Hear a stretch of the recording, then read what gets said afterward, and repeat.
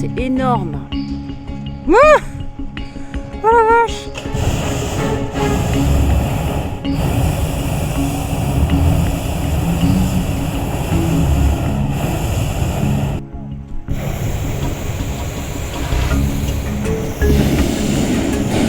Bon, j'étais pas au courant que je dormais sur une piste de décollage de montgolfière.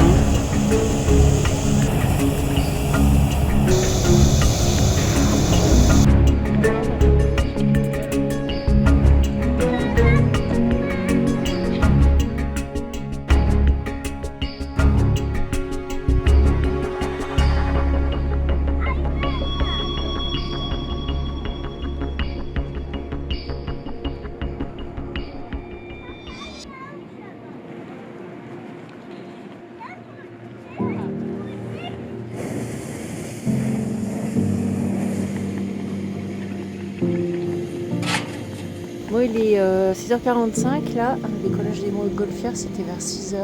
Et il fait froid, je viens d'allumer le réchaud. Et j'ai eu de la peine à faire le plein en d'essence du réchaud tellement il fait froid et que j'avais les mains engourdies. Mais ça y est, c'est en route.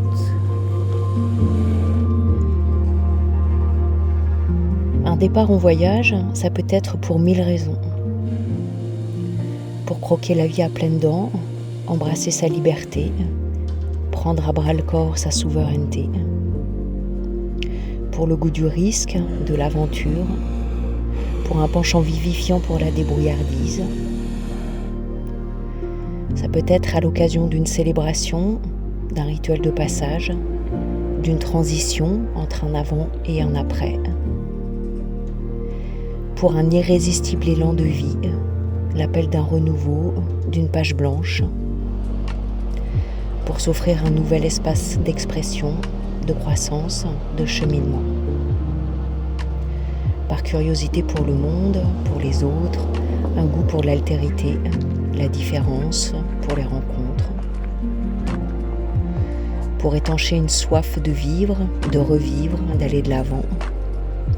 Un acte de résistance, de résilience, un empuissancement. Ça peut être pour un attrait pour la vie dehors, au grand air, par tous les temps. Un désir de simplicité, de sobriété, d'allègement.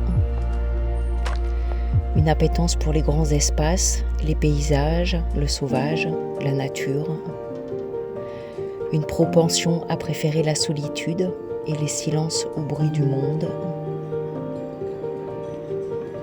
Ou juste pour profiter de la vie.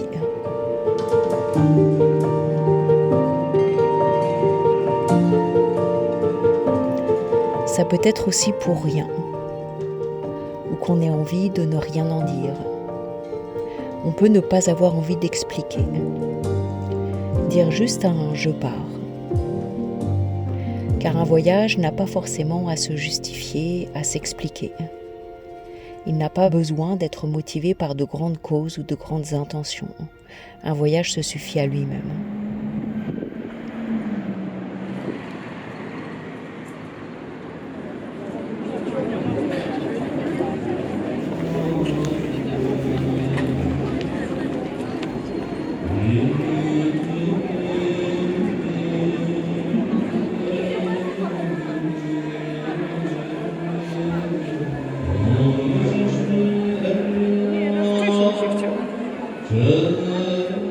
Quelles que soient les raisons d'un départ en voyage, court ou long, sur les sentiers du Vercors, des Alpes ou d'ailleurs en France, sur les routes d'Europe ou d'Amérique, sur les pistes de Mongolie ou d'Afrique, à pied, à vélo, avec un animal ou en 4 roues motrices, ce sera toujours une grande aventure.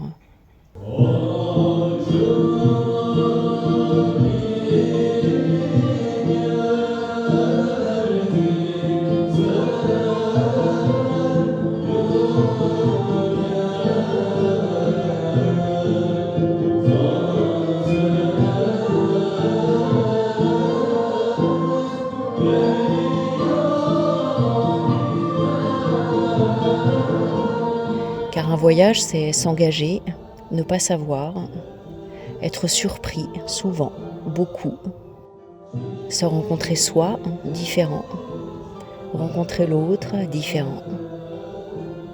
C'est aussi renoncer, se planter, réussir. C'est continuer d'apprendre, de désapprendre, d'être guidé, d'être inspiré. C'est l'occasion d'un nouveau souffle, un inconnu plein de promesses, une nouvelle fenêtre sur le monde, sur son monde.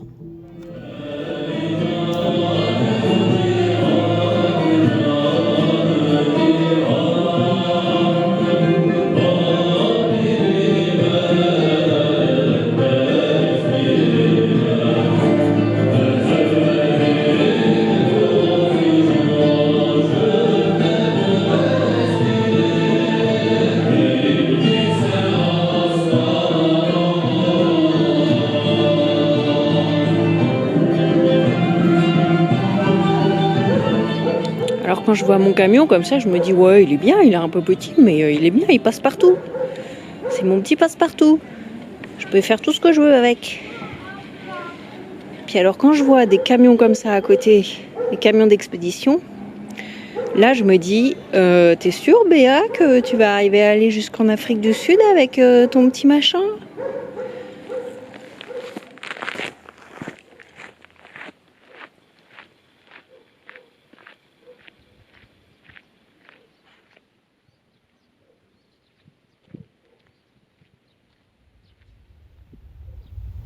Je suis partie en rando ce matin à 8h. Un groupe de Français qui est passé devant moi à 8h30 et depuis, il n'y a personne. J'ai vu un petit renard tout à l'heure courir sur le bord de la falaise. Il y a plein d'oiseaux. Il y a une qualité de silence délicieuse. En randonnée, en bivouac ou sur la route, les paysages que je traverse ne sont pas beaux, ni magnifiques, ni splendides. Ils sont grandioses, majestueux, et donc puissants, intenses. Je finis souvent mes journées sonnées par toute l'énergie qui me traverse. Quand on pense voyager loin, longtemps, on pense d'abord aux peurs, aux difficultés, aux dangers, aux problèmes qui seront sur notre route. Mais en fait, plus que de se préparer aux défis que l'on imagine rencontrer, il faut surtout se préparer à recevoir la puissance et l'intensité décapante qu'un tel voyage donne à vivre. Parce que ça n'est pas modérément intense, c'est très intense. Et ça n'est pas un jour de temps en temps, c'est tous les jours. Je réalise à quel point ça demande de créer beaucoup d'espace en soi pour accueillir tout cela. De me laisser traverser par tout ça depuis un endroit de moi très ancré, sécure et très relié. Ce voyage m'offre tellement de beau, de magie, de grâce, de rencontres merveilleuses. Ça en est souvent déboussolant et profondément bouleversant. Ça l'est d'autant plus que me traverse encore régulièrement tout ce qui m'a été demandé de lâcher. Ces deux puissants vortex, l'un du dépouillement de ce qui m'était le plus cher, l'autre du recevoir en grand la magie du vivant, sont à l'œuvre. Deux vortex énergétiques, apparemment opposés, contradictoires, aux antipodes l'un de l'autre, sont en fait totalement intriqués. L'un parce que l'autre, l'un en écho avec l'autre. Traverser le vide et recevoir tellement. C'est troublant. Il s'agit d'accepter complètement cette danse des contraires, de ne pas résister, mais de s'adoucir encore et encore, de me laisser faire, d'accepter les étreintes de la vie, parfois âpres et implacables, parfois éblouissantes et flamboyantes, et de me laisser essorer sans résister par ce grand brassage. L'intensité des mouvements, lâcher et recevoir, fait exploser toutes les limites émotionnelles et tous les repères et les contours psychiques et mentaux habituels. Étourdissant, délirant, enivrant, délivrant. À défaut de pouvoir tout comprendre avec ma tête, d'être capable de mettre des mots appropriés et compréhensibles sur tout cela, je laisse mon corps qui, lui, sait être traversé par les secousses, vivre, sentir, intégrer, alchimiser et incorporer. Et je m'incline chaque jour avec une immense gratitude devant ce grand mystère de la vie. Bon, je viens d'arriver à Uchiza, j'ai fait la Love Valley à pied, je suis partie à 8h ce matin. Et je cherchais un restaurant que j'arrivais pas à trouver parce qu'en fait il est midi. Et à cette heure-là, les restaurants ils sont pas du tout ouverts, ils ne servent que des petits déjeuners. Et j'ai la dalle, j'ai des fruits dans mon sac à dos mais c'est largement insuffisant. Donc je vais me taper un petit déjeuner. Donc voilà, ça va être un peu la surprise, je sais pas trop ce qu'il y a dedans. En fait, j'ai l'impression ici qu'en Turquie, qu'ils prennent un petit déj un peu tard, et puis ensuite ils font un autre repas à 5-6 heures, et puis c'est tout. Enfin, en tout cas, chez Goulet et Ferit, c'était ça, ils prenaient un petit déj, et puis après, ils mangeaient pas vraiment le midi, et puis ils mangeaient le soir, mais tout. Alors ça, c'est la vue de la terrasse. Et ça, c'est le petit déj. Donc ça va, là je vais être bien. Alors il y a du fromage, petite salade. Ça en fait c'est du beurre, je crois que c'est du fromage mais en fait c'est du beurre avec du miel. Ce truc là c'est hyper bon, c'est des œufs, genre omelette tomate, c'est hyper bon. Ouais, donc là je vais être bien requinquée pour terminer ma rando. Ce qui est génial quand on voyage en tant que femme toute seule, c'est que et ça me l'avait beaucoup fait ça en voyage à vélo et ça m'avait beaucoup porté et beaucoup soutenu. C'est quand j'arrive dans les endroits ou quand j'arrive dans des familles et qu'il y a des femmes, il y a tout de suite une connexion, il y a tout de suite une reconnaissance. Et beaucoup de chaleur, beaucoup de bienveillance, des grands sourires. Je sens qu'il y a vraiment un truc hyper profond qui se connecte. Et moi ça me fait me sentir tout de suite hyper en sécurité et hyper accueillie. Et c'est super beau et super touchant et ça me bouleverse à chaque fois. Et en partageant ça avec les femmes, j'ai un souvenir qui est tout de suite revenu parce que ça avait vraiment été hyper fort. J'avais passé 4 ou 5 jours dans un petit village en Afghanistan à 4 ou 500 km de Kaboul. Et j'avais passé les journées du côté des femmes dans le jardin à ramasser les abricots. Alors évidemment, moi je parlais pas l'afghani, elle parlait pas l'anglais. Et néanmoins, il y avait eu tellement de complicité, tellement d'échanges, tellement d'interactions. Elle m'avait emmenée dans la tente, elle m'avait déshabillée, elle m'avait habillée avec une tenue traditionnelle. J'étais allée faire à manger avec elle. C'était incroyable. Et il y a eu plein de moments comme ça en voyage où avec les femmes, j'ai l'impression que quand on se voit, il y a un truc hyper profond dans le regard et qu'il y a une reconnaissance de sœur. Bon voilà, je repars, je vais dans le fond, par là-bas. Avec des bonnes jumelles, ça se trouve, j'arriverai à voir mon camion. J'ai fait une bonne pause, j'ai bien mangé, je me suis bien refroidie, j'ai les muscles qui se sont bien refroidis et j'ai un petit peu mal aux pattes. Donc ça va se réchauffer et ça va se dégourdir, mais le démarrage il est un petit peu dur. Hein.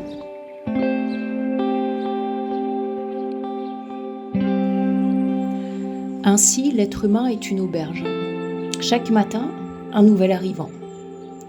Une joie, un découragement, une méchanceté, une conscience passagère se présente comme un hôte qu'on n'attendait pas. Accueille-les tous de bon cœur, même si c'est une foule de chagrins qui saccage tout dans ta maison et la vide de ses meubles. Traite chaque invité avec honneur. L'idée noire, la honte, la malice, accueille-les à ta porte avec le sourire et invite-les à entrer. Sois reconnaissant à tous ceux qui viennent, car chacun est un guide qui t'est envoyé de l'au-delà. Rumi.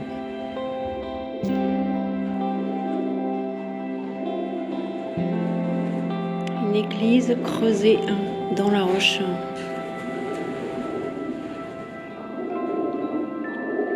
C'est impressionnant.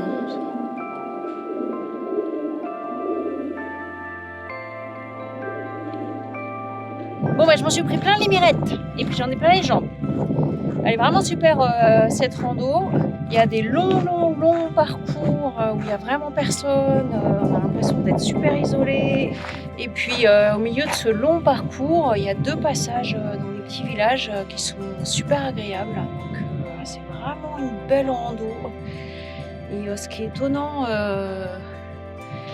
ici, c'est que dans les villages ou la petite ville qui est en bas, là, il y a beaucoup de monde, il y a beaucoup de quads, c'est hyper bruyant, il y a beaucoup de voitures aussi. Et en fait, dès qu'on va sur les sentiers, il n'y a plus personne et il n'y a plus un bruit. Et pour faire les randos, j'ai découvert l'appli All Trails. Je ne fais pas du tout de pub, c'est pas du tout sponsorisé, mais j'en parle parce que je trouve qu'elle est super cette appli. Je l'ai découverte en Grèce et je m'en suis beaucoup servi pour faire les randos. On peut télécharger les cartes en ligne, donc utiliser la carte hors ligne. Le GPS est hyper fiable et donc quand vous êtes dans un endroit, vous allumez la carte et puis là il vous indique toutes les randos qu'il y a à faire avec des lignes nivelées, la durée et puis le niveau de rando que c'est. Et ça marche aussi pour la France évidemment. Comme ça évite d'acheter des cartes parce que sinon, quand j'arrive dans des endroits comme ça, je vais faire des randos. Mais si j'ai pas de carte, ou je fais pas de rando, ou alors je suis obligée d'acheter une carte pour faire 2 ou 3 randos, donc ça m'embête un peu. Et puis en plus, une carte et moi, ça fait beaucoup plus que 2. Déjà que même avec les GPS, des fois, j'arrive à me perdre. Donc au moins avec cette appli-là, c'est facile et pas très onéreux. Voilà, donc c'est vraiment une super ressource.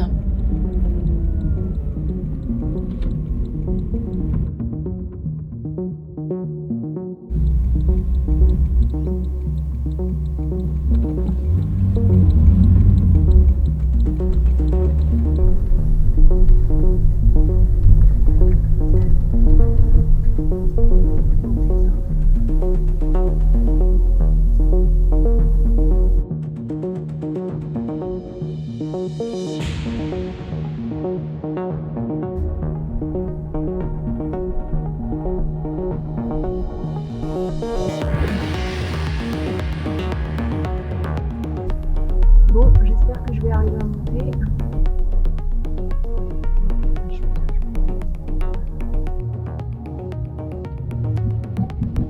Non. Ah putain, je vais pas arriver à monter.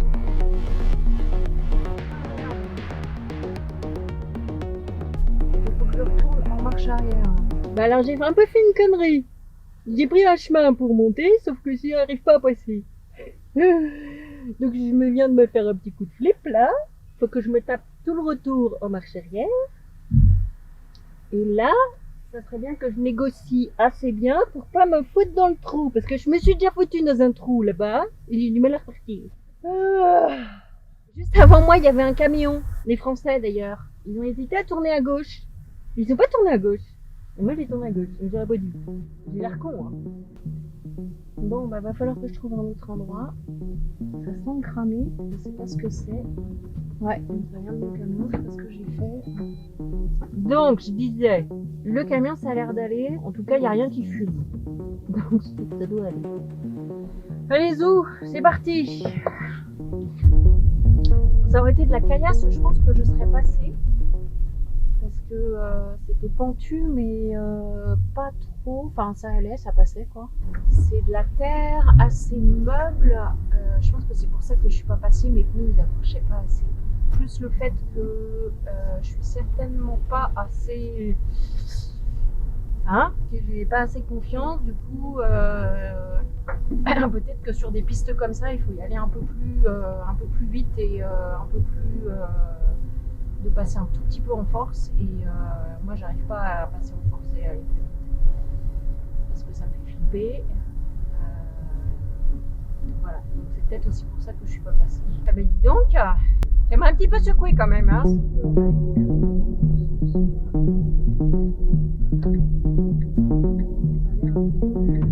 Déjà ça monte pas, je suis pas et puis il y a moins de poussière et un petit peu moins de terre.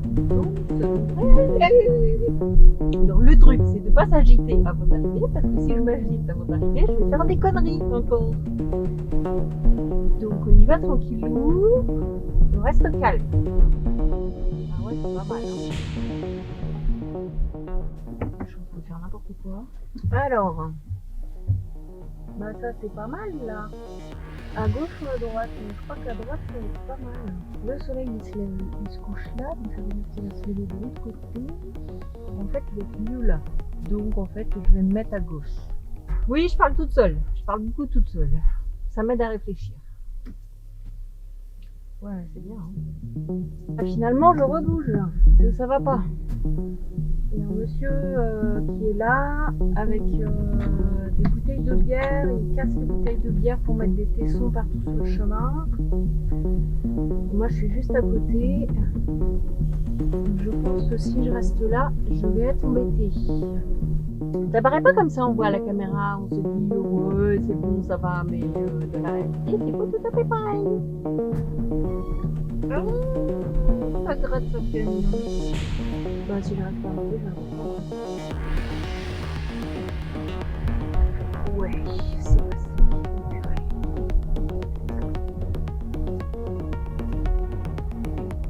Je crois que là c'est bon, je dois pas être tout à fait au plat, mais c'est pas grave. Bon voilà, j'ai fini par trouver. Après toutes mes émotions, la montée c'est pas passé, la marche arrière, la grosse frayeur que je me suis faite, j'ai fini par trouver cet endroit qui est super beau, qui est très calme. Ça surplombe la vallée rose. C'est un petit peu au milieu des vignes. Donc je vais être bien là. Puis je sens que je suis encore en train de me remettre de mes émotions, hein, que ça m'a un petit peu secoué quand même. Hein.